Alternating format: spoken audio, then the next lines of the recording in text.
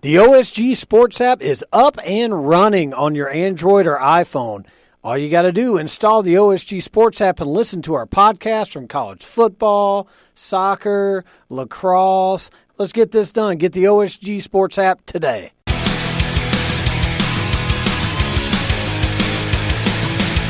What makes college football special? It's the rivalries and trophy games, from the Battle of the Bone to the Bronze Stalk. It's college football's rivalries and trophy games. Here's your host, the online sports guys. Tommy Palmer, thanks. John Wilkerson with you. John Nelson joins me a little later. We hope you're enjoying our podcast on Spreaker, Stitcher Radio, iTunes, Spotify, and SoundCloud. This week, the cy-hawktrophy is on the line as Iowa and Iowa State meet in Ames for the 67th time. The Hawkeyes have won 4 in a row over the Cyclones. Later, Pitt and Penn State meet for the 100th time. Pat Bostick from the Pitt Panthers Radio Network joins us to discuss this great rivalry. And in Division III, we have the oldest rivalry on the other side of the Big River, and we're playing for a paint bucket. Plus, John Nelson has all things Transit Trophy in his interview. And we review the outcomes of last week's rivalries and trophy games, too. We are leading off with the cy-hawktrophy game between Iowa and Iowa State. That's in Ames this weekend. And joining us is John Walters, the voice of the Iowa State Cyclones on the Cyclone Radio Network from Learfield IMG. And John, I know there was a documentary released this week called The Birth of the Cy-Hawk, and I saw a trailer for that actually yesterday, and it showed how the trophy was born. And A, did you get a chance to see the documentary? And B, it's a unique story about how the trophy was born when the two teams resumed the series in 1977. Yeah, I haven't seen the documentary. I'm anxiously looking forward to getting a chance to watch it. I do know a little bit of the background. I think the Des Moines Cyclone Club was the one that thought there should be a trophy, and so they kind of created one, and it wasn't anything too aesthetic, but it became the Cy-Hawk Trophy, and when the series resumed that year, they had a trophy going forward until after a few years, it became a sponsored series and sponsored game, and they decided to change the trophy. And when Iowa Corn became involved with the Iowa Corn Cy-Hawk series, they decided they wanted to have a new, different-looking trophy. So they retired that old trophy, which upset some people because as they were attached to the old one, and when they brought in the new one, the first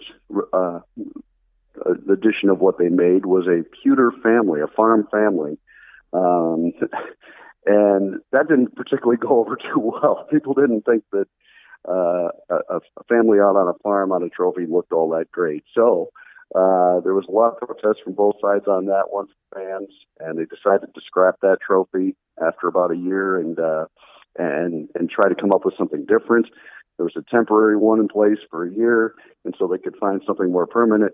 And then Iowa Corn came up with a new trophy that they have now that is very nice. It's very bulky, weighs a lot, but it's a nice trophy. So it's been a series with a unique trophy history to it for sure. For someone like myself that lives outside of the state of Iowa, that appreciates these in-state rivalries like this, especially ones that come from competing Power 5 conferences. Tell me what it's like as this game is played and what it's like in state the 364 days following the Cy-Hawk Trophy game. It's a great event in our state. I think it's the biggest sporting event in our state every year in this regard. The number of eyeballs within the state that are on this game. And I don't think any other sporting event can match the number of people in the state that will be tuned in, whether it's the Cyclone Radio Network, the Hawkeye Radio Network, FS1 this week. College Game Day is going to be here this week for the first time in Ames from ESPN. So there's a lot of attention within the state on this game. But what's neat is it's also not just bragging rights, Iowa versus Iowa State. It's Big 12 versus Big 10. You know, that's a unique rivalry in that regard. There aren't, you look at Michigan versus Michigan State, great rivalry, but they're both in the same conference. Kansas State, same kind of thing. Florida State, but Iowa and Iowa State are, well, I guess more like Florida and Florida State. They're in two different conferences, and so they have the bragging rights of trying to carry the banner for their conference as well as their institution. So I like that. I think it's pretty cool. This is the only state that has both a Big Ten and a Big 12 school. So it sets up some natural stuff in that regard. But, it doesn't have the venom, I wouldn't say, of a Pitt West Virginia rivalry or Auburn Alabama. It's more of a friendly rivalry, I would say, although you can certainly find exceptions to that rule. But for the most part, Iowans realize it's a game. They enjoy it. They give each other a hard time. There's a lot of ribbing that goes on, but it's all pretty good-natured. And it doesn't mean that there aren't a few people out there that don't take it a little too seriously. But I think most fans have it in the right perspective, and that's kind of refreshing. We're talking with John Walters, the voice of the Iowa State Cyclones, as we're talking about the cy-hawktrophy game between Iowa and Iowa State this weekend. And, John, what's it like on the Iowa State campus this week as people are gearing up for the Hawkeyes? I would say nuts would be the right word to describe it. And for this reason, it's always crazy when it's Iowa State and Iowa. It's always amped up several notches for this game. But when both programs are playing at the level they're playing at, one inside the top 25, the other just outside the top 25, and for the first time in Iowa State football history, ESPN's College Game Day is coming to town. They're going to be in town midweek and be here all week. And, they bring a full cast. I believe 9 different reporters or anchors are all here. And so that'll obviously bring a lot of attention as well. And so to say that this place is amped up for this one would be an understatement. Iowa State has lost 4 straight in the series. Their fans are anxious to try to snap that skid. Matt Campbell has beaten every opponent that he faces every year, with the exception of Texas and Iowa. Those are the 2 schools he hasn't been able to get yet. So this would be a big one for the program, and maybe catapults Iowa State to a great, great season if they can find a way to win it. The one thing that makes great rivalries, besides the obvious being within the state borders and opposing conferences, is the games themselves. I'm looking at the list of games in front of my eyes right now between Iowa and Iowa State. The one thing that sticks out of my mind was the game 2 years ago in Ames that went overtime, and what a fun ball game it is. I know it didn't go the way that you would have hoped to, and the Iowa State fans, but are those one of the games, or perhaps the 2011 game that went 3 overtimes is another classic? What is there a game in this series that sticks out in your mind? Yeah, that 2011 game for me it certainly does, and obviously with Iowa State winning it, that adds a little bit for me. But, those 2 games both ended up 44-41. Yeah. And those are certainly the exception rather than the rule in this series. Generally, it's game 1 at the line of scrimmage. It's very hard-hitting, very physical. This year, again, 2 really good defensive football teams. I'd be stunned if it's 44-41. But every once in a while it turns into a shootout. It has happened. Now, it took 3 overtimes to get there in that 2011 game, but it was a wild back-and-forth game. And, the thing is, there's been a lot of edge-of-your-seat moments, whether it's, Iowa State winning over in Iowa City 9-6 the one year on an interception late in the game, a game-winning field goal last time they beat Iowa 5 years ago now. Cole Netton hit a game-winning field goal with a couple seconds to go. So there have been plenty of edge-of-your-seat moments, whether it's a defensive struggle or an offensive game, which you're right, that's what rivalry games are all about. At the same time, there have also been a few duds through the years. There have been some games that were not so great, and I would throw last year's game into that equation. 13-3, really ugly. Iowa State really had a hard time getting on track doing anything offensively, and Iowa dominated that game defensively. So there's been occasional games where, even though it's tense, it's really not a great football game. But I'd say most of the games through the years have been entertaining, fun, and well played. So you're saying there's a few that didn't pass the eye test? That's for sure. And I think that's probably true of any rivalry. But, yeah, there's been a few that haven't been ones to put in the trophy case for sure. Okay, I know you're deep in prep work for your broadcast on Saturday. So what are some things that you're looking at in your prep that could be factors in this game. Just from an outsider looking in, I like this quarterback matchup between Brock Purdy and Nate Stanley. What are you looking at? I think that's one of the really unique things about the game this year is that even though I just mentioned, and it's true, both teams have really good defenses, and that's their bread and butter. They also have veteran quarterbacks and good quarterbacks, and so to say that it's going to be a low-scoring game, maybe not, because both these quarterbacks are very capable of making plays. Brock Purdy had an outstanding true freshman year a year ago for Iowa State, and Nate Stanley's a 3-year starter for Iowa, and they can stand in there and make throws. The question is, will they have time to do it, and will either team be able to establish a run game to kind of allow that element of surprise for the passing game to be successful? I doubt that either team can just stand back there and throw it 40, 50 times. Iowa's going to be very stubborn about trying to run the football. I think Iowa State will be very stubborn about trying to run the football too. But those defenses are built to stop the run. And so that's the game within the game. Which team can run the football with some effectiveness? If one or the other can find some success on the ground, I'd say 9 times out of 10, that's going to be the team that's going to win this game. And so, as fun as college football has become, and we think about the Big 12 conference and all the passing numbers that are put up, the bottom line is it's still kind of old school in that if you can run and stop the run, you've got a great chance to win. And that's kind of been the formula for success in this series. So we'll see. Iowa has a decent offensive line. They do have a few young guys out there. Iowa State has a very good defensive line. Iowa has a very, very good defensive line. And Iowa State has a decent offensive line, veteran, but didn't play as well as Iowa's offensive line has played in this early part of the season. So it'll be interesting. I think it's a real chess match. I think it's pretty much a toss-up game with the odds makers, and I think that's kind of the way people feel. They really don't know what to expect. And in my eyes, that's when it's a rivalry game, when you go into it really not knowing what to expect, and that's what we have here. Yeah, that's why I never predict rivalry games. I mean, they're just too tough. That and first games of the year are just impossible, especially if you're a gambler. You just can't win either way. We're talking with John Walters, the voice of the Iowa State Cyclones on the Cyclone Radio Network from Learfield IMG. You mentioned the Texas and Iowa being the two teams that Matt Campbell has not gotten past. You've had that signature win in the Matt Campbell era in Norman a few years ago against Oklahoma. Would this be kind of considered another notch, or not necessarily a signature win, but a significant win? Because, he's really excited the fans in Ames and really has put Iowa State football on some kind of national stage since he's been there. And he has stayed when he's had when he's had opportunities to move on.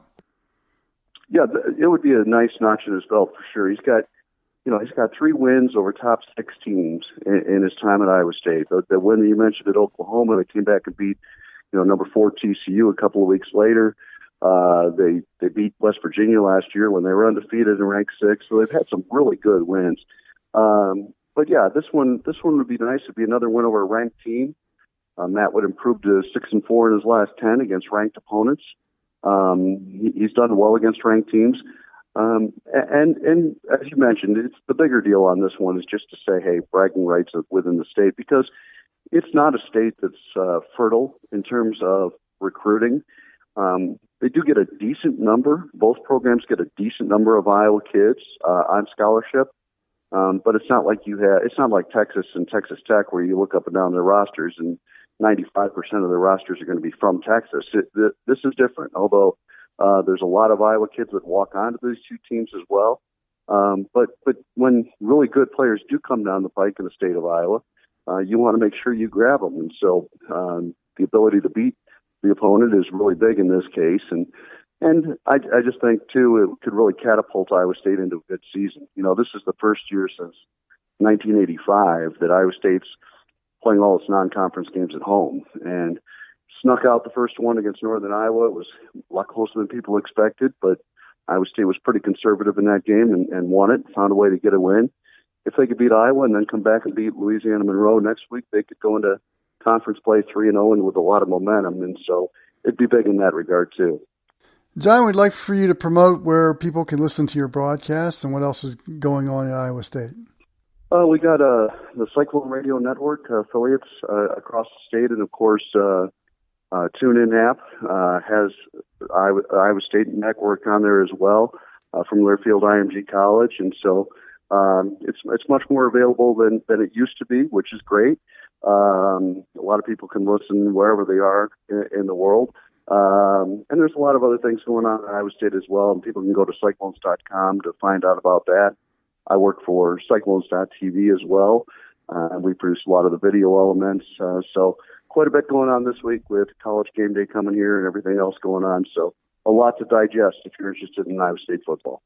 And we appreciate your time, John, joining our podcast on college football rivalries and trophy games, sharing with us the cy-hawktrophy, what it means to the state of Iowa, what it means to Iowa State. And we appreciate you educating our listeners on this great rivalry. And it's going to be center stage this Saturday. It's been my pleasure. Always fun to talk about this topic. When we come back, we go to Pennsylvania for the 100th meeting between Pitt and Penn State. Pat Bostick from the Pitt Panthers Radio Network joins us to talk about that great rivalry. And of course, with all the rivalries, people want tickets. And there's a place on the internet and you can find tickets to the big games at cgiant.com. Now, when you check out, type in these letters, SDH. It helps you and it helps us. cgiant.com. Now we move on to Pennsylvania, the Keystone Classic between Pitt and Penn State. And joining us is Pat Bostick, the radio football analyst for the Pitt Panthers Radio Network. And Pat, I remember this rivalry as appointment television when I was growing up throughout the late 70s early and into the 80s. And I know this is a rivalry that's had some starts and stops, which is kind of a casualty of the conference realignments. There's been two instances where there was a 5-year layoff in the 90s, and then the 16-year layoff from 2016. Is it still relevant in the state of Pennsylvania, this rivalry?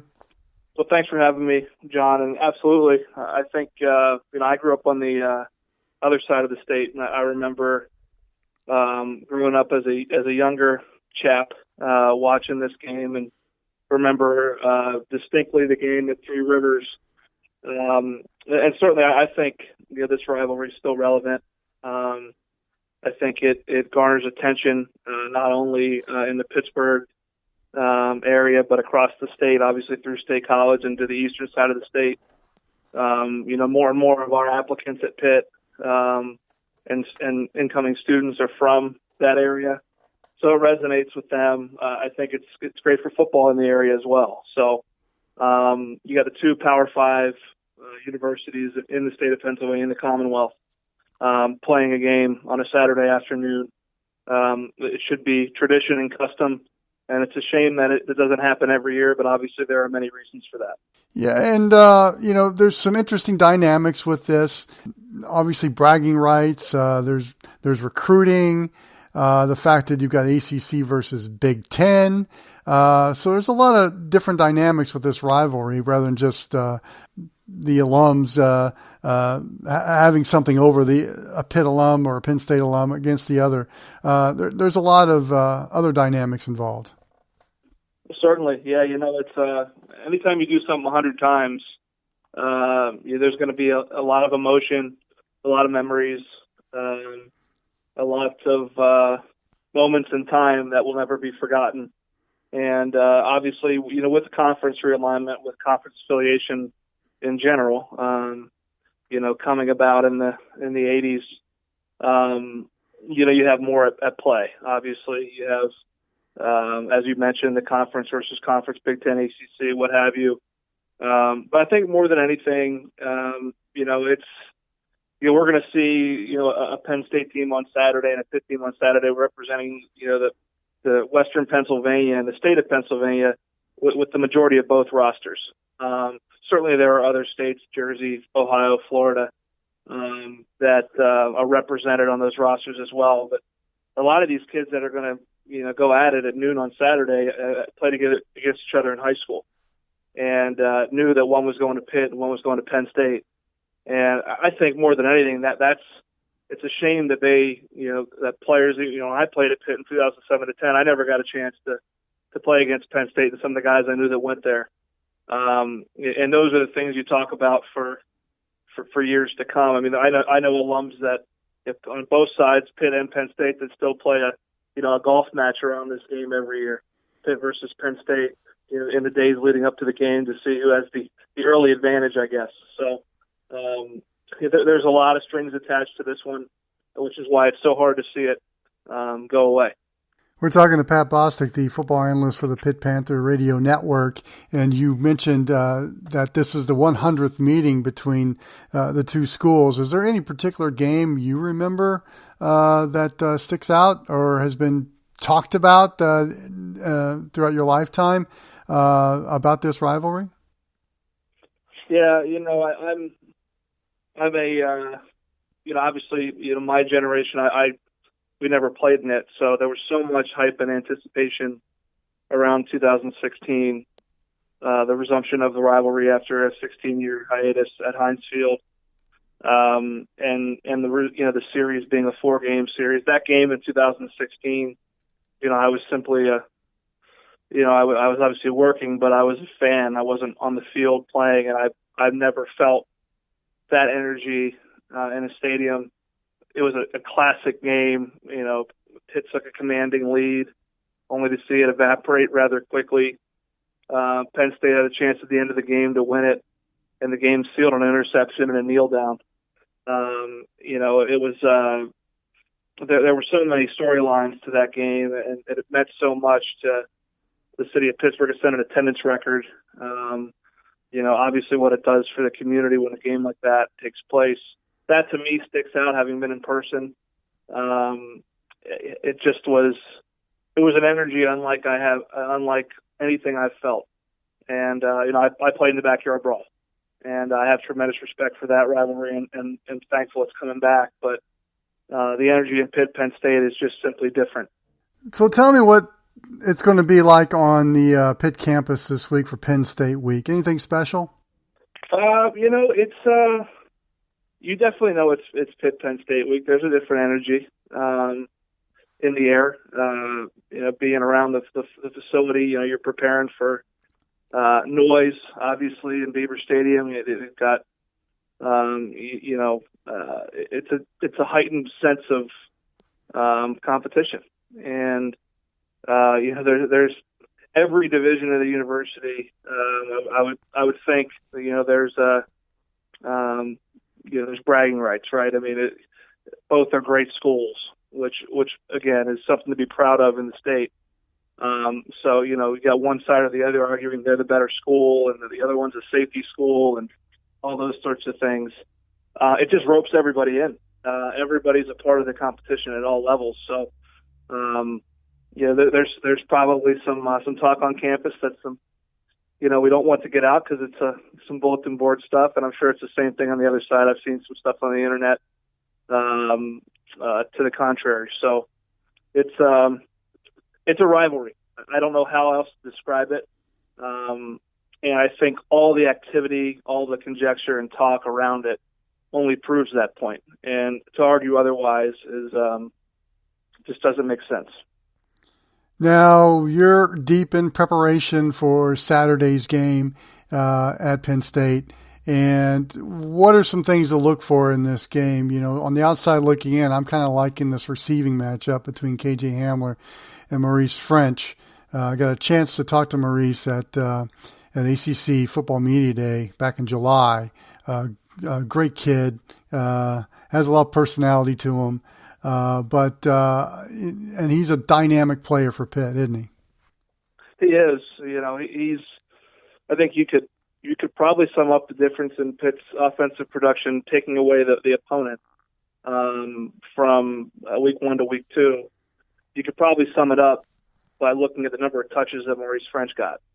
I think it was something like 2 in the opener to 10 in the 10 plus in the game against Ohio. So if you got a double-digit increase in touches for that young man, you're going to get a lot more yards and you're going to score. He just makes special things happen. Looking at this game, KJ Hamler is a guy that he's one that gives defense coordinators nightmares. He's so fast. They get him the ball in so many different ways. He can work on a safety corner linebacker. They find a way to match him up. And he's certainly a guy that Clifford's going to be looking for. I think this game, I think both defenses have played at a pretty high level. Obviously, Pitt gave up some points against Virginia, but I think a lot of that was circumstantial. Their scoring drives were extremely short. But really, it's going to come down to protecting the quarterback.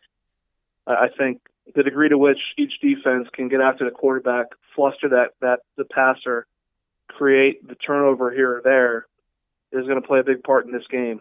Penn State's a little bit green up front. Clifford's a first-time starter. He's looked good, but he won't have had to face the pass rush like Pitt has.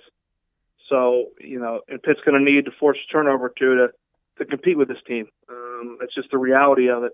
Their defense on the other side, with Gross Matos and Tony and Micah Parsons, their front seven's dynamic. They roll guys in there. They're fresh.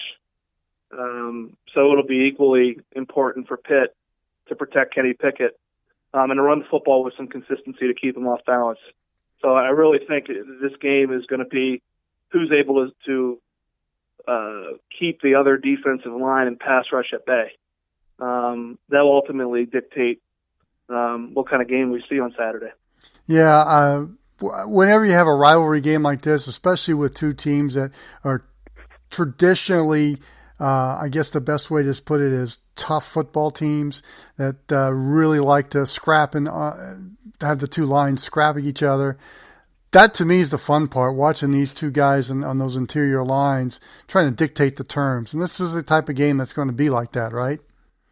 Yeah, it will be. I mean, it's,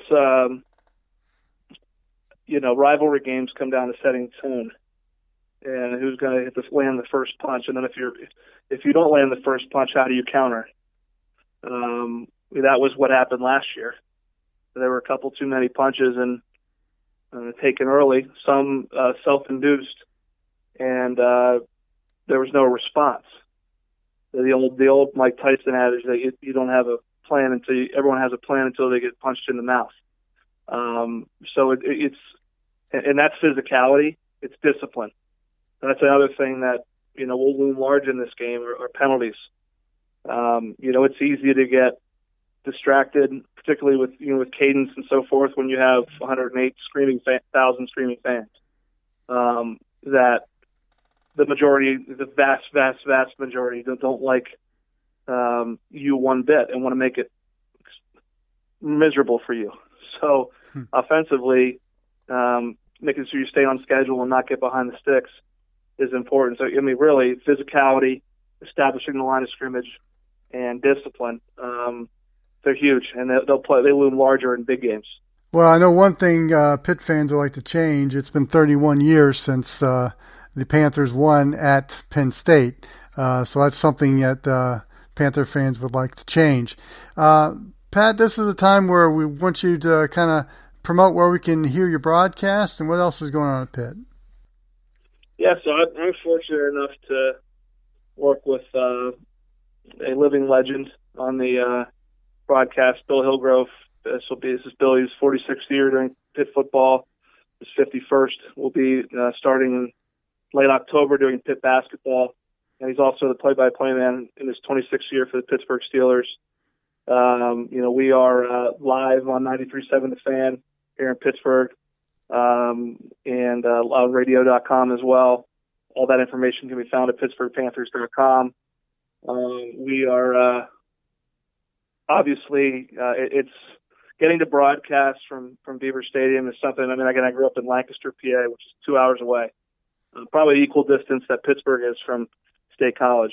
So it'll be fun for me, and we have a ball on the broadcast.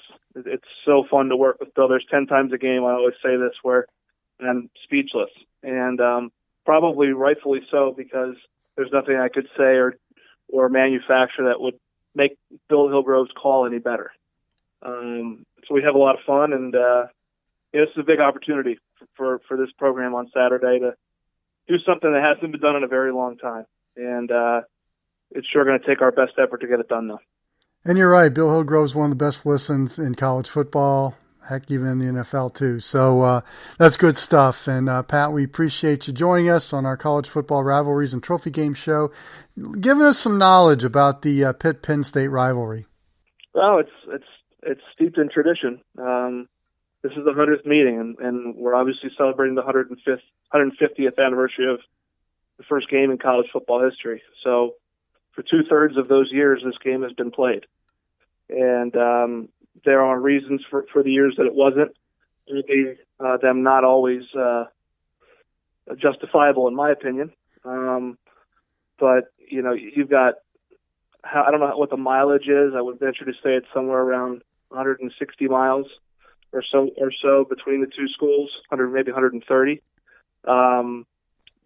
Oftentimes back in the 80s, you're talking about two top 10 programs, college football Hall of Famers, NFL Hall of Famers, Super Bowl champions, national championships abound. These two programs could build their own hallway in Canton. That's why this game carries weight. Regardless of what any one side says or the other says, the alums care a lot about this outcome on both sides of the ledger. And again, that's what makes college football so fun, is all the memories and emotions and nostalgia attached with a game like this, where your fan base can travel by car either way to watch it take place. And it's I'll close by saying it's one of those games that people in a moment of truth would probably say that they would take winning this game over winning their conference. And some might say they'd go 1-11 if you could beat the one school. And that's what makes a rivalry a rivalry. Great stuff, Pat. Thanks for joining us on our podcast. Thank you for having me.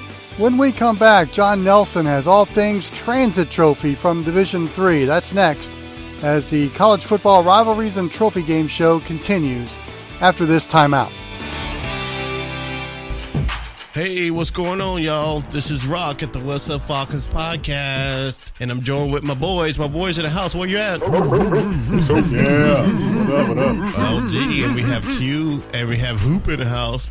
Q's here, the most beloved guy in all of sports entertainment. Indeed. Hey, y'all, we want to thank everyone for listening to us, and if you want to listen to some great Falcons information, check us out on the What's Up Falcons podcast. Right, fellas? Right. Sure. Hey, we here every week, baby. We keeping it real, so check us out. I'm there on Twitter. Holla. Peace. Subscribe to the What's Up Falcons podcast on iTunes and SoundCloud. Listen to the What's Up Falcons podcast at whatsupfalcons.com.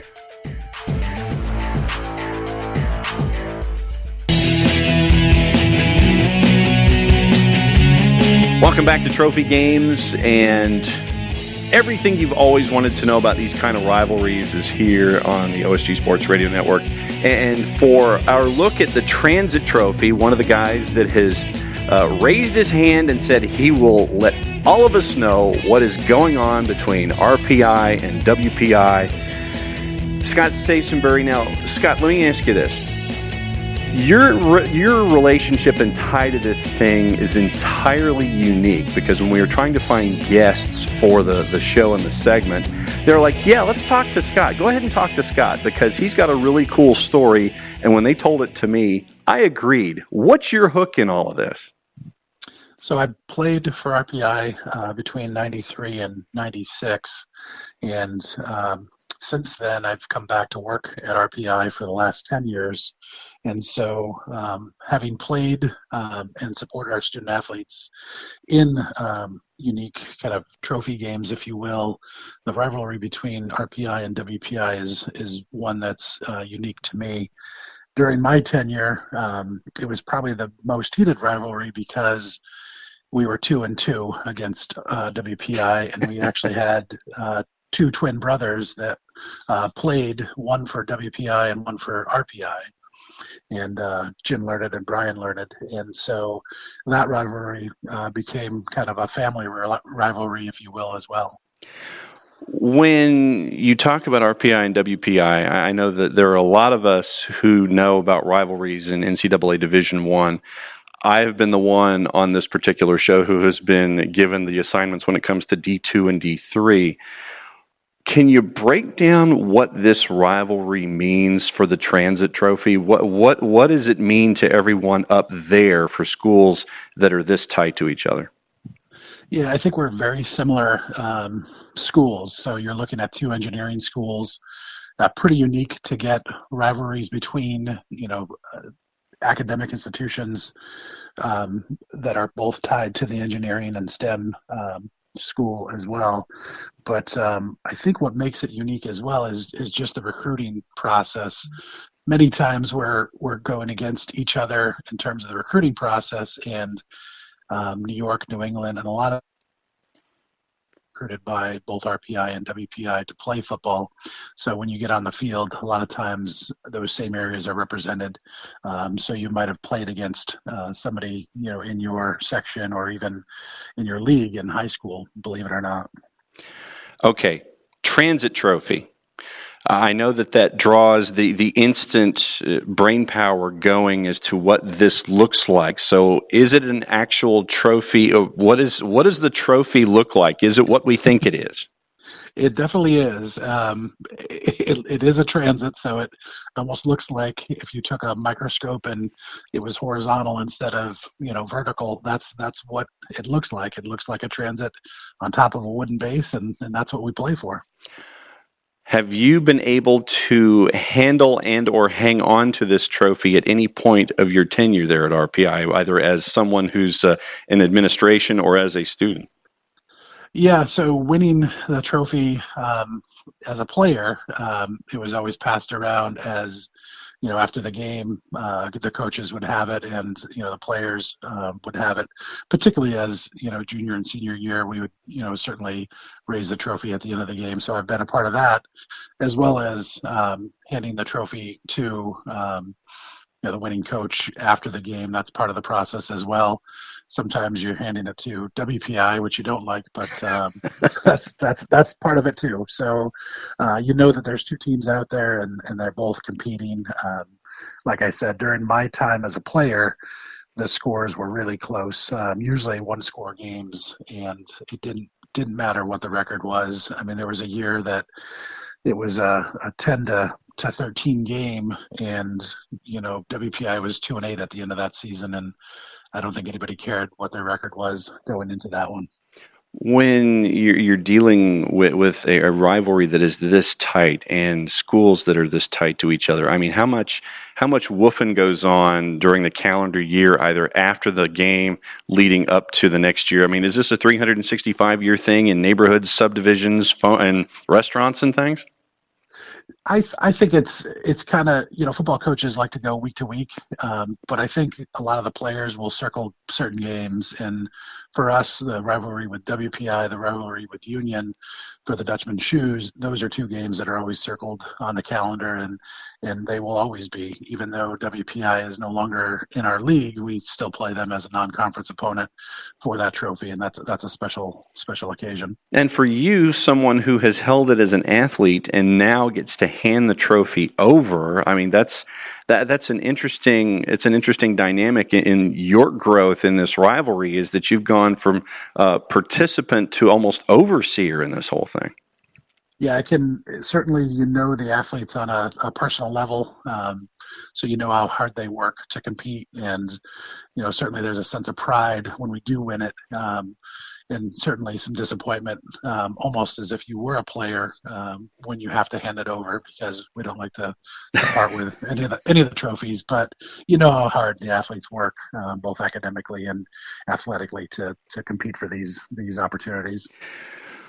What's the vibe like in the stadium? I mean, I draw back to Division I parallels here. We know what tailgating is like. We know what the pregame experience is like. We know what it's like for rivalries inside a stadium. What is the day of buildup? What is the vibe like when these two get together?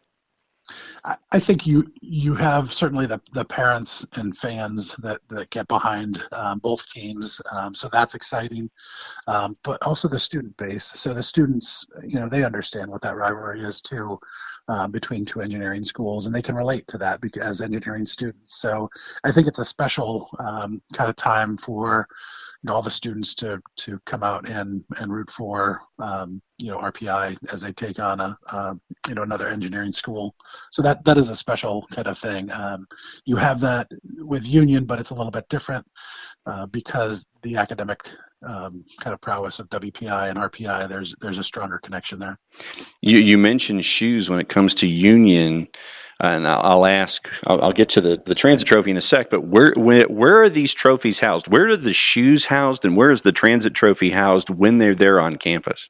So they're right in the front entrance of our East Campus arena. So the first thing you see is our academic All-Americans, and the next thing you'll see is our national championship hockey trophies, along with our trophies for football as well. So you'll see the actually retired shot glass trophy, which we played Coast Guard Academy for. It since has been retired, but there were 3 trophy games when I was a player, and that was the third one. So it's kind of out of the norm to play 3 trophy games, but it was certainly special. So the Dutchman shoes, the shot glass trophy, and the Transit Trophy are all vertically displayed as you enter the arena. Scott Saisenbury, Facilities Operations Manager for RPI, hanging out with us here at OSG Sports, discussing trophy games and rivalries. His perspective from RPI as they get ready for WPI this weekend. So for those who want to duck in and watch the game or listen to the game, however they can access it, what's your preview of what to expect from RPI when it comes to football this season? We certainly have a good team coming off of a great season last year, but every game is kind of tough, particularly in the Liberty League. So coming out of the Liberty League, you could see any of 4 or 5 teams kind of making a run. So we'll see what happens within the league. This game is special because now it's a non-conference game, and it's something that our students have been working for, all off season and preparing for. So this will be a special moment for them to go on the road and to play at WPI for that trophy. Are there any side wagers? And I don't necessarily want to use the word wager, but are there any handshakes and winks of, okay, so if we win, the administration will do X? Is there anything like that happens in addition to trophies? Nope, it doesn't have to be. I think it's mostly, if there wasn't a trophy, it'd be for our pride, and our student athletes are kind of a proud bunch, so they would get up for the game and play for that. All right. So when did you graduate, and what was your degree? So I graduated in 1997 with a degree in business management. And you're now hanging out there at RPI as the Facilities Operations Manager. Scott, thanks for pulling back the curtain for us and letting us see what's going on for the Transit Trophy with RPI and WPI. Good luck this weekend. Thanks for being with us here on the show. Thank you. Transit Trophy, that is your primer. That is one of your primers when it comes to Transit Trophy, which is going to be the focus this week down here in the show when it comes to D2 and D3. You're listening to Trophy Games and Rivalries for the OSG on CFB on the OSG Sports Radio Network and barnburner.ca. We'll be back right after this. The OSG Sports app is up and running on your Android or iPhone. Install the OSG Sports app and listen to our podcast from college football, soccer, and lacrosse. What are you waiting for? Get the OSG Sports app today. Welcome back. It's Trophy Games and Rivalries here on the OSG Sports Radio Network and barnburner.ca. Time to catch up with the guy who is going to be I imagine it's a laminated piece of paper that's attached to your belt that's got a bunch of codes on it come the weekend. Chris Robertson, head coach of WPI. Am I close? That's pretty close. Thanks for having me, John. I appreciate it. Didn't know if it was a wristband or if it was a piece of laminated plastic that's trailing behind you. I didn't know how you operated. I go laminated plastic in the back pocket. Okay, cool. So what has study hall been like this week, getting ready for this one? Well, I've been here at WPI for most of the last 20 years. And during that time, whether we are in the same conference or a non-conference game, these RPI football games have been some of just the the best football games that I've ever been around and ever been a part of. And it obviously it spans, something greater than just the game. We recruit head to head against RPI on a yearly basis, and, we're in the same Northeast region.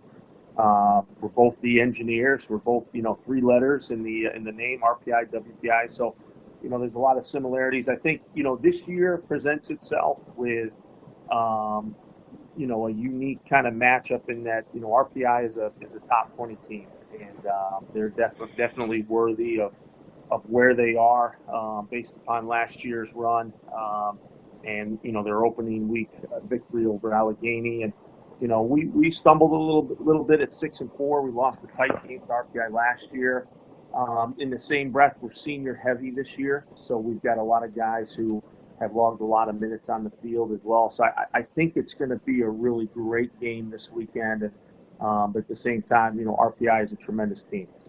All right, there is a trophy involved, and it's an actual transit. Is that correct? Absolutely. So if you were to kind of Google and search, transit, and let's say 1950, what it would look like, back in the 50s and 60s, the early days, pre-electronic transit. You had kind of a little tripod there, and, you had to level out the transit, and basically you've got, somebody kind of peering through, which looks like a small periscope, but, in the old-fashioned way of civil engineering and measuring distances and elevations and things like that. But it is was once a working transit, no longer working, but it's a pretty cool and unique-looking trophy. So when it's on your campus, is it in your office? Do you get to stare at it? Who gets to hang on to this thing? Yeah, so it's certainly its home is in my office.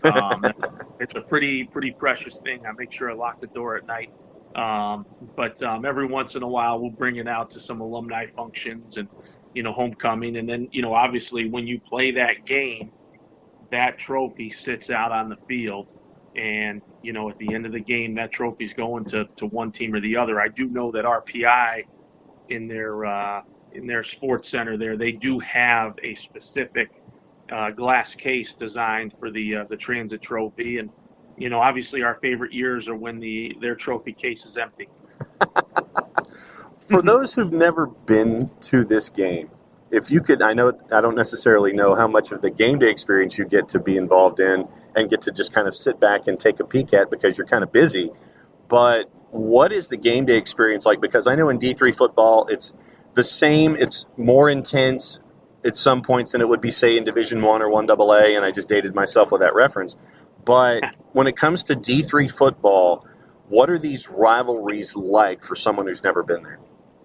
Yeah, I mean, again, having been around this specific rivalry for a long time, it definitely it transcends the game day.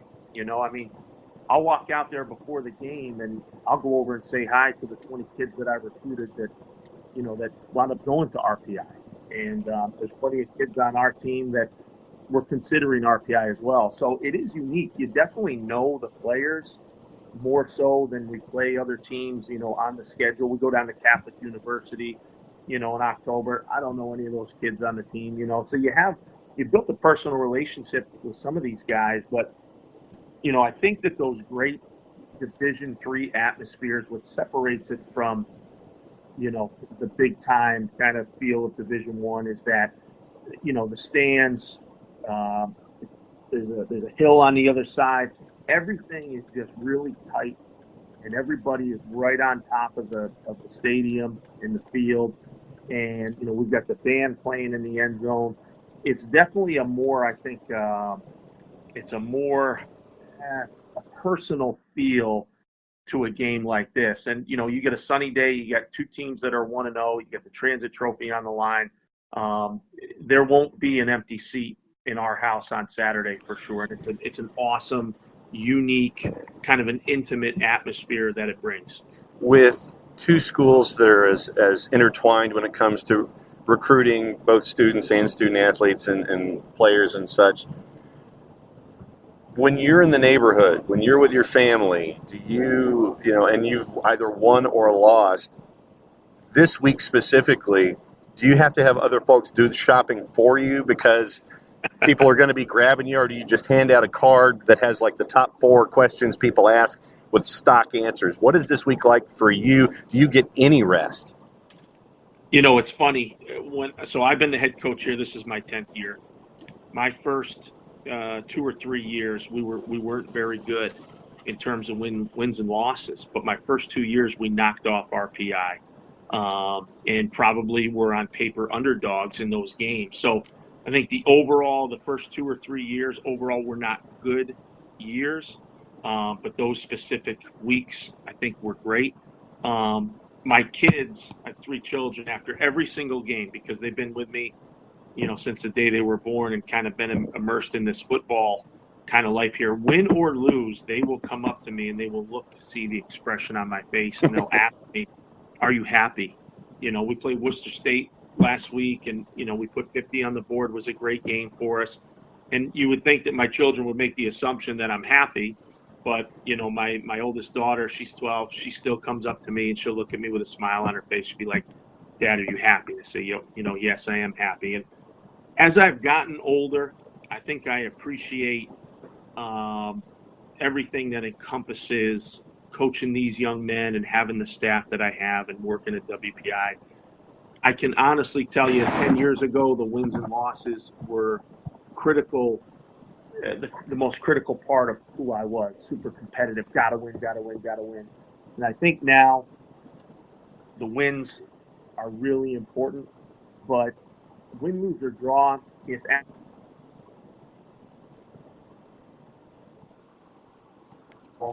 as long as we played mistake-free football, don't turn the ball over, be effective, tackle in the open field, be, positive on special teams, I still can take away, good from that. This weekend, how am I going to feel?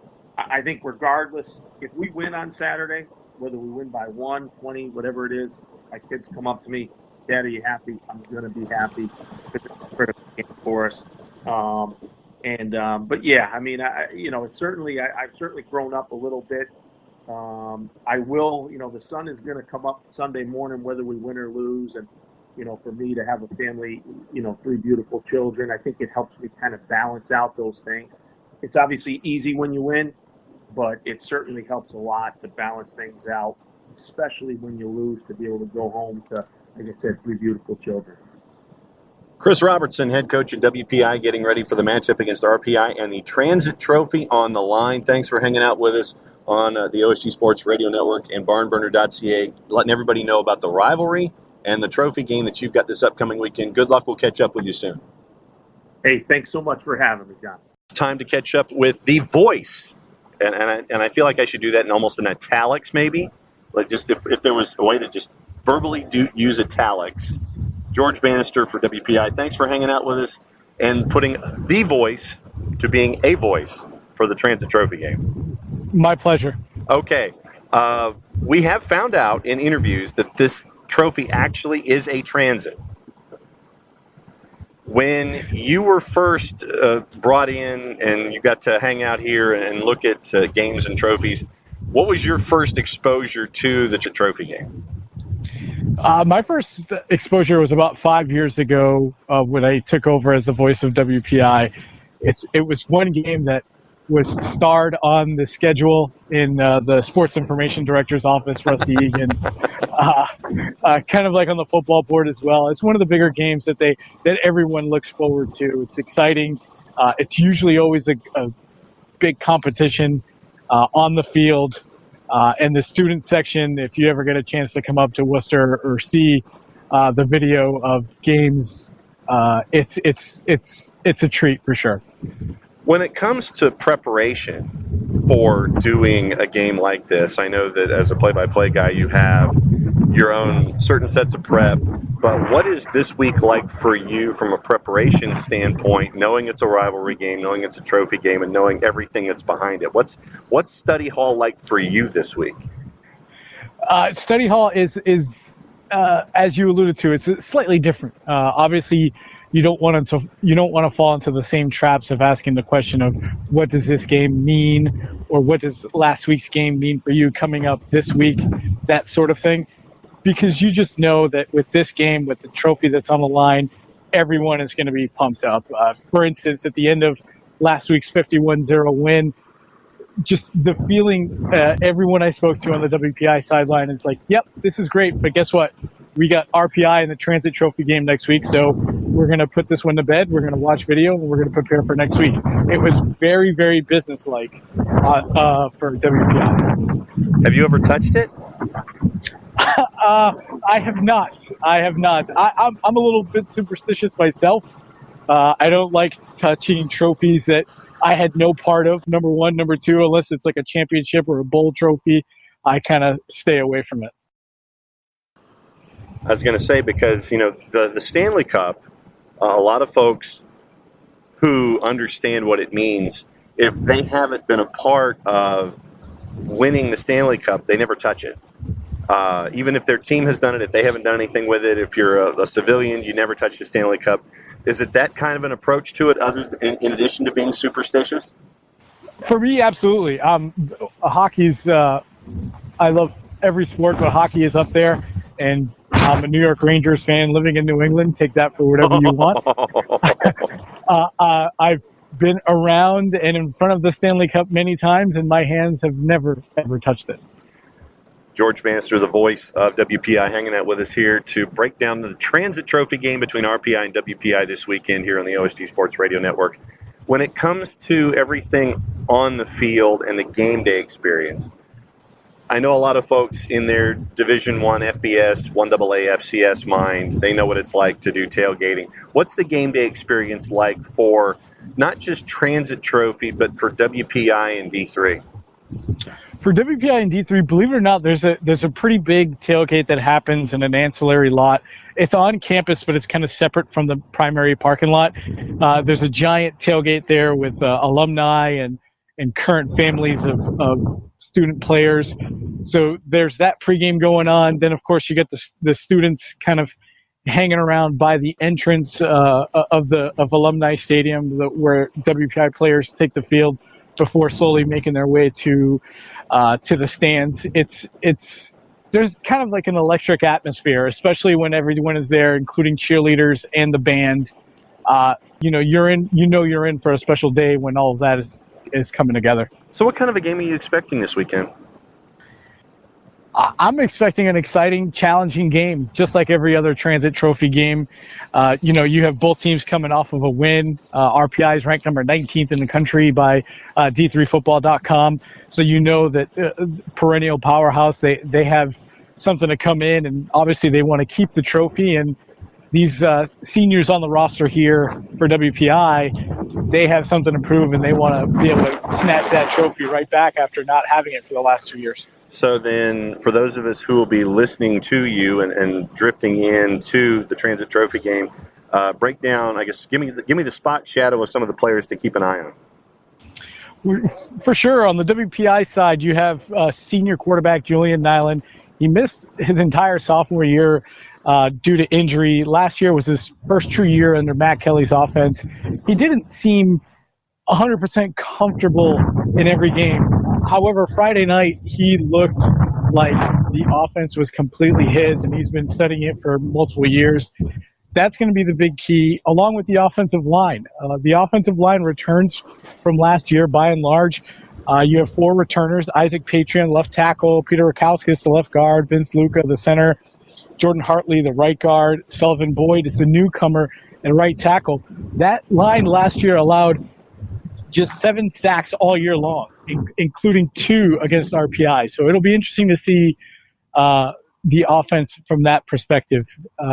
Defensively, you have senior linebacker Nick Ostrowski, who's the lead signal caller on the field for Scott Sperone, the defensive coordinator.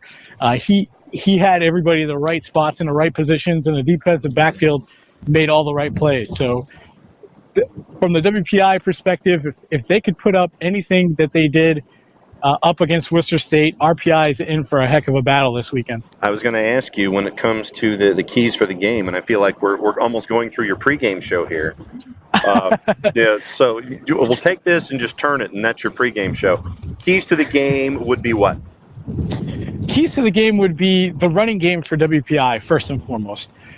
If their two-headed monster of seniors, Sean McAllen and Connor Field, both of whom were battling injuries last year. Connor Field only saw action in one game last year.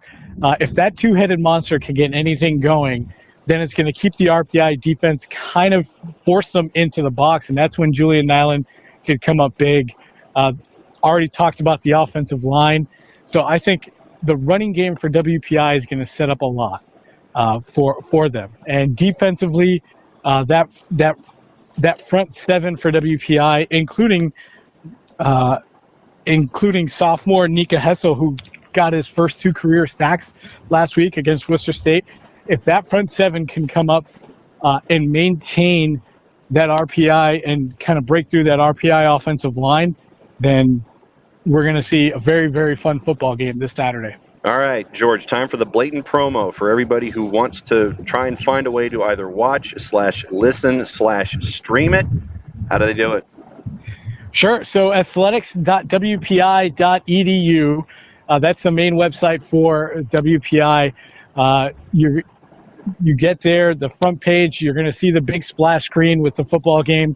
Just click on live video. That's where you'll be able to catch the action starting with the 2:30 kickoff for the Transit Trophy game. George Bannister, voice of WPI, thanks for hanging out with us, breaking down Transit Trophy, WPI, and RPI. Have a good broadcast. May everything stick to the stream. May everything go the direction it's supposed to. Thanks for the education. Thanks for hanging out with us here on the show. Appreciate it, John. Thanks for having me on. All right, when we come back, Trophy Games and Rivalries continue. You're listening on the OSG Sports Radio Network, and barnburner.ca will be back in 2 and 2. The OSG app is up and running on your Android or iPhone. Install the OSG app and listen to our podcast from college football, soccer, and lacrosse. What are you waiting for? Download the OSG app today. Welcome back to Trophy Games and Rivalries here on the OSG Sports Radio Network. And time to get acquainted with what's going on with Macalester and Hamline. And on the advice of the Sports Information Director at Hamline, Dave Wright, we have consulted an oracle, Dick Tressel, longtime administrator, athletics director, and coach up at Hamline. Thanks for hanging out with us this week and giving us an education on one of the great rivalries in Division III. Appreciate the opportunity. Okay, so when you were first exposed to this particular game back, I would guess, late 1970s, what was your first impression? Well, it was new and different to me, and it had a wonderful little traveling paint bucket trophy that was stuck in a closet and had always been at Hamline and never cleaned up. So, that was one of my early tasks, was to spruce up the bucket a little bit. So how is this bucket spruced up on a yearly basis? Is it just a coat of paint? Is it artwork? How did this become spruced up on a yearly basis? Well, I don't know how many buckets there are now, but because it may have expanded. But we have the bucket is painted half in Hamline colors, half in Macalester colors, and it's just a regular old paint bucket. And then each year the score is added to the bucket on the side of the winner, and so there may or may not be a second bucket yet, because that was a while. I think it started in 1966. So like the Stanley Cup, when you're adding layers every single, after you get 10 or 11 games, then you add another layer to the Stanley Cup, trying to get another layer to the paint bucket. There you go. So what is this rivalry like? I guess let's start in the Minnesota aspect of things in Division III. For Macalester and Hamline, what was this rivalry like for those who were involved in it and who were involved in it now? Well, the institutions are right on the same north-south street in St. Paul, Minnesota, Snelling Avenue. I suppose they're 2.5, 3 miles apart. And back in the 60s, those rowdy hippie types sort of venture into the world of rivalry. Well, and it wasn't just here in St. Paul. I think it was sort of nationwide. They would go and paint something on the opposing schools. They'd paint their field, or they'd paint on their building. Hey, we're going to beat you, or go Hamline, or whatever. And the presidents of the student bodies of Hamline and Macalester, both pretty sharp kids, great institutions, got together and said, hey, we can't be beating each other's schools up. How about instead of painting each other's facilities, let's play for the paint bucket. And so it really, it all started with my understanding. Now, I wasn't there, but this is what got passed along to me, is that the students of the presidents of the student bodies got together and created the play for the bucket football game. And when it comes to D3 football, I know as an administrator and as a coach, you may not necessarily have had the chance to kind of enjoy the game day, but leading up to this game, what was the atmosphere and the environment like for players and coaches and fans? What was the vibe when you were a part of it? Well, one of the things that doesn't happen to Division III football is get a bunch of attention. The newspapers are not lining up to always want to talk to you, or especially in the Twin Cities, where you got the Gophers and the Vikings and the Twins and whoever. So first of all, people had a chance to talk about something, so your kids got more attention, your campuses got some attention. It was exciting. I would say at that time, not a whole bunch of the time were Macalester and Hamline competing for the league championship, but there was a general campus-wide, team-wide, and everybody enjoyed it. And what was the rivalry? What was your win-loss record? Do you remember off the top of your head in the paint bucket game? How successful were you? I think I lost it twice, but that's out of 23 years. But on the behalf of Macalester, hey, they had never won it prior to me getting there. So if it started in '66, and I got there in '78, so that they were competing. It was fun to go after the bucket. When you're in that week and with these two schools, can you really get away from the rivalry in and of itself during the calendar year, the other 51 weeks? Or since the schools are so close on the same street, is it something where you can't escape it and you're having to go to the grocery store, somebody recognizes you and points their finger at you and, ha, ha, ha, we got you this year kind of a thing? Well, there's definitely an opportunity there every once in a while to say, hey, at a basketball game, maybe the bucket shows up and it's in the stands, and because you're in the same league, you're playing against each other in every sport, from soccer to women's swimming. I mean, the bucket would show up places, it was adding at all times to a pretty friendly rivalry. Was it in your office when you had possession, when the school had possession of it, or was it in a centralized location? Did you have to have it under lock and key? What was the legend of maintenance, I guess? You needed to have it under lock and key a little bit, not because of the opponent, but because of your own kids.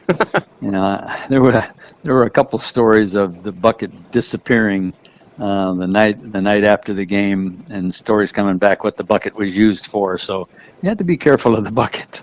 Oh, okay. I was going to ask how careful. What were some of the stories that you heard about, whether they were proven or not? What were some of the legends of the paint bucket disappearance? Yeah, well, you're at a disadvantage now when you're the youth involved, because everybody takes everybody's picture. But back in the day when that wasn't going on, you just hear stories of what parties that bucket showed up at, and how it was utilized to usher in the celebration. So those kind of stories. When you have trophies and rivalries like this, is it? I mean, because I know that a lot of our audience is very D1, very FBS, probably some FCS in there as well, but they don't necessarily get the opportunity to hear about rivalries in Division III, and that's kind of why we're doing this particular show, is to kind of widen everybody's horizons a little bit. When it comes to just rivalries and Division III football in general, what is the Division I fan missing out on by not seeing Division III games? Well, I think what they're missing is kids involved in competition and the joy of competition in sport for its growth potential, for its educational purposes, and for its pure joy. They're not worried about how many people are in the seats. They're not worried about what the newspaper articles said or anything like that. Hey, they're just playing to have fun, and the bucket, the trophy, just brings it more to focus and more exciting for them. And once those Division III kids get inside those lines, they're giving it everything, in equal levels that Division I pros, whoever, they're having a good time and they're going for it. Do I even dare ask for a prediction for this weekend? Boy, both teams got off to rough starts, so it's hard to predict whose response is going to be appropriate. But I got to be pulling for the Pipers. I think that Macalester has the bucket and has had it for the last couple of years. So, the Pipers got to get a little juiced up and get that thing back. Well, Coach, thanks for hanging out with us. Thanks for giving us the education about Hamline and Macalester and the paint bucket. Thanks for being a part of everything here on the Rivalries and Trophy Game Show here at OSG Sports. Thanks for putting up with our questions and giving us an education on what we've seen. I appreciate it. It's fun. And, I think you're doing a great thing because football is a special game at all levels. Well, thanks again, Coach, and we will catch up with you soon, and we will be keeping an eye on Hamline and Macalester this weekend. Trophy Games and Rivalries continues in 2 minutes. You're listening to the OSG Sports Radio Network. Want tickets to the big game? Go to seatgiant.com. Use the code SDH at checkout. It helps you and it helps us. That's seatgiant.com. Let's review our rivalries and trophy games from last week. SMU claimed the Safeway Bowl over North Texas 49-27. Colorado defeated Nebraska again 34-31 in overtime. Nebraska had a chance to tie it in overtime, and here's the call from Fox Sports. Looking for the tie. He hits it! And Colorado, back from the dead, wins a classic. North Dakota State handled North Dakota 38-7 at the Fargo Dome. Here's the voice of the Bison, Jeff Colhane, with his signature ending. It was the correct shade of green that comes out on top. The in-state rivalry renewed, and we'll get used to this. NDSU and UND facing off every season from here on out. But it's a Bison beatdown of the Hawks, sending the boys up north back home with the big L. The final, North Dakota State 38, North Dakota 7. Horns up, fighting Hawks down. The Bison showing why they are the elite in the FCS. The Pinchall Saw goes to Western New England. The Golden Bears defeated Springfield College 33-17.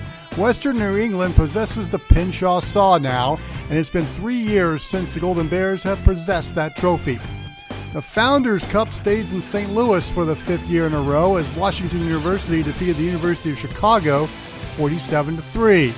And the Book of Knowledge is housed at Carleton College this time. The Knights defeated Macalester 41-0.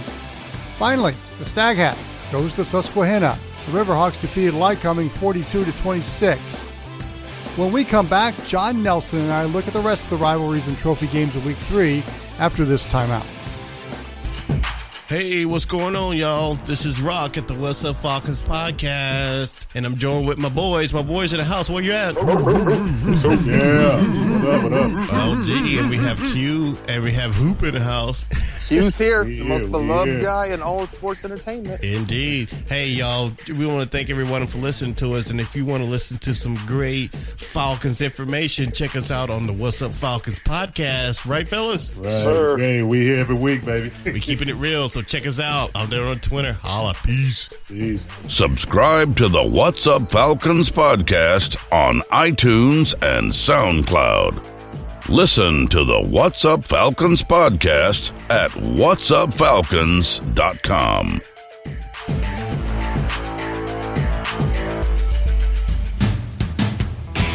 Welcome back. John Nelson joins me by phone as he's traveling through somewhere in Georgia. The interstates at I-01. Yeah. So let's go over some of the other rivalries going on. There's two bells being fought for in Division I in the FBS. Miami and Cincinnati play in Cincinnati this week, and it's the Battle of the Bell. And Cincinnati, since 2006, Cincinnati's owned the Bell. I don't doubt that for a second, considering what Luke Fickell said after their game last week. I think that they're going to continue to own the Bell. I'm looking at Cincinnati probably. Yes. So I'm thinking that Luke Fickell gets his pound of flesh this week and ends up getting the Duke, and they keep the Bell. It's been 2005 since Miami has taken the victory bell, and ironically, Miami leads the series 59-57-7. So Cincinnati is catching up rapidly in that one. Ohio and Marshall will play for the Battle of the Bell at Huntington, West Virginia, and this is the first game in 4 years for the Thundering Herd and the Bobcats. And the last time they met in Athens, Ohio, the Bobcats won that game 21-10. So they've had the Bell for 4 years now. Yeah, and I think that they'll probably hold on to it for another 4. Or at least I think Marshall will. I don't anticipate the number on this one to be large at the moment. So I'm going to go with the home team here, and I know that Marshall's had a bit of a rough. So let's go with Marshall hanging on to the Bell this go-around, winning in a close one in Huntington. Over to the FCS, Illinois State and Eastern Illinois play for the Mid-American Classic. Jackson State, Tennessee State play in Memphis for the Southern Heritage Classic. That's always a fun game to watch, and of course, the halftime show is impeccable. Ooh, you got that one, and then the actual other H game that we have as a part of it in the FCS. That's another one where the H should stand for halftime, shouldn't it? That's right. Of course, Hampton and Howard play in the real HU game. It's just they didn't play last year.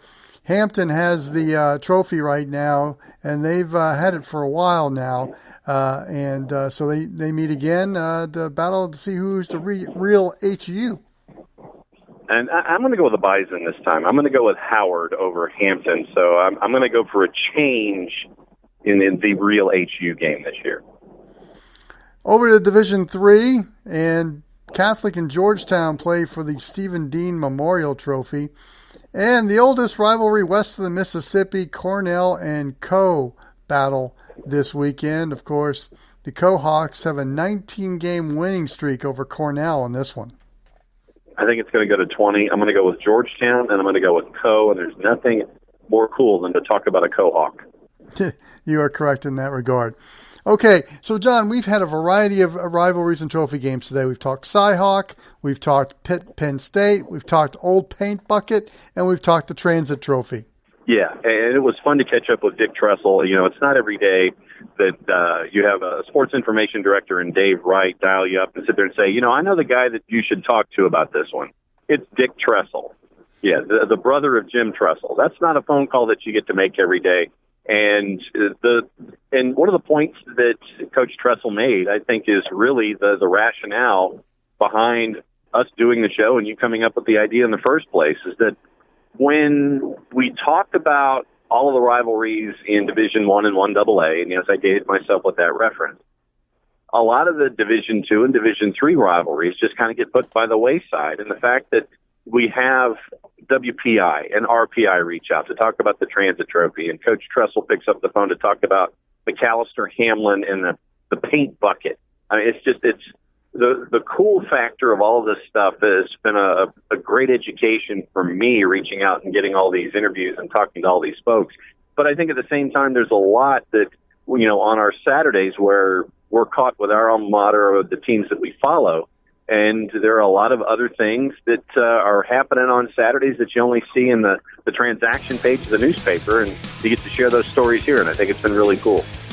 And we appreciate you listening to our podcast on our host network, Spreaker, Spotify, SoundCloud, Stitcher Radio, iTunes, and we encourage you to go to our Twitter page at OSG Sports, and of course find out what Brother Phil's all fired up about if you go to theonlinesportsguys.com.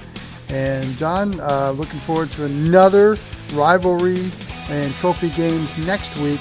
Should be another fun week. Yeah, and when you send out the paperwork, my eyes always gravitate to the bottom of the page and I start chasing. So the treasure hunt continues next week. Enjoy the games this week. That's right. So for John Nelson, I'm John Wilkerson. So long, everyone. Enjoy all of our shows from the OSG Sports Podcasting Network. The OSG Sports app is up and running. Download it today.